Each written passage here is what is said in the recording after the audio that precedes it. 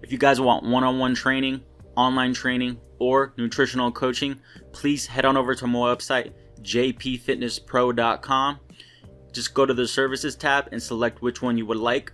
You can also subscribe to my newsletter and contact me through my website as well. If you haven't already, please subscribe to my YouTube channel and click the notification bell so you never miss a video. Thanks. What is up, you guys? Traditional deadlifts or trap bar deadlifts? You or many people you know tend to use traditional deadlifts most of the time. When I go to the gym or when I just see people doing deadlifts, I would say probably 80–90% of the time, that's just me throwing out a number if I had to guess, that most people use traditional deadlifts. They're either using sumo or conventional deadlifts with an Olympic barbell. And while that's not bad to do that, I think that they're used too much for no particular reason. Obviously, for example, if you're a power lifter, a lot of your training should be with Olympic barbells and traditional deadlifts because of the principle of specificity. If you want to get strong or good at something, you specifically have to do that action. That's the best way to get good at it. Or like someone like me I'm not sure if I ever plan to compete in a powerlifting competition.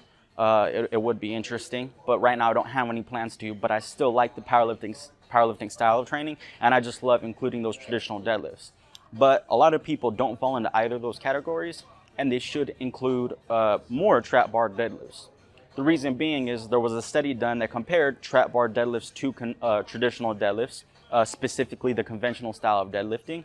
And when they took the variables and compared them, trap bar deadlifts had a higher average velocity, a higher power output, and they had a higher force output. When they compared the 1 rep maxes of these people with each type of deadlift, they could 1 rep max more at the trap bar deadlift.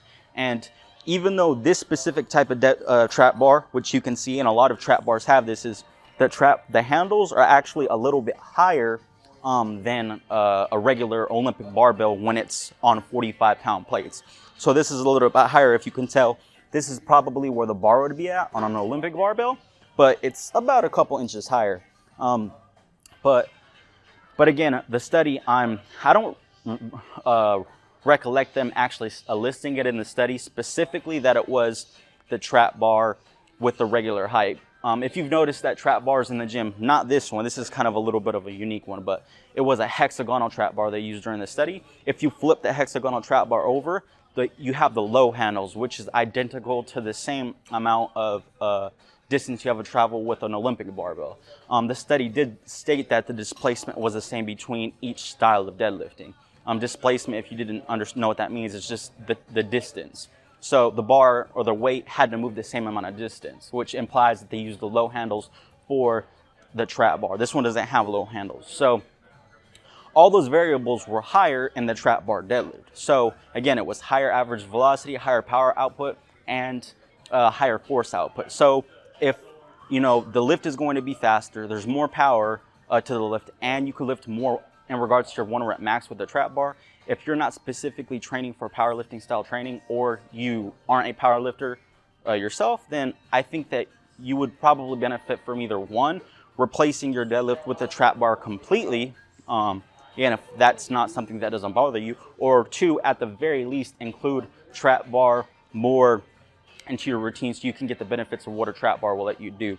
And again, just looking at some of the characteristics, obviously an Olympic barbell, it's going to be in front of your body. The resistance is always going to be in front of your body to some extent. It's obviously not going to be through your body because you have a bar going through your legs.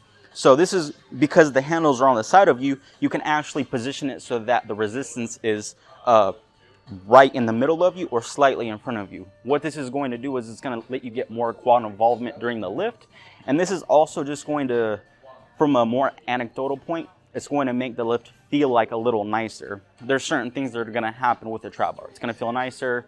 It's going to help prevent spinal flexion as much. And that's another reason why you might want to use a trap bar. If you have a problem with spinal flexion during a regular traditional deadlift, like you have too much rounding of your back, this is going to be able to help you stay a little bit more upright during the deadlift, just from my personal experience. Other things to note with the trap bar deadlift, and they did show this in the study, was that and this is what I mentioned a little bit ago, is that there was greater average velocity. With the trap bar deadlift, the bar is accelerating through, I think it was 82% of the lift versus 60% of the lift with a traditional conventional deadlift. So you're just the bar speeding up, speeding up, speeding up all the way to the end of the rep.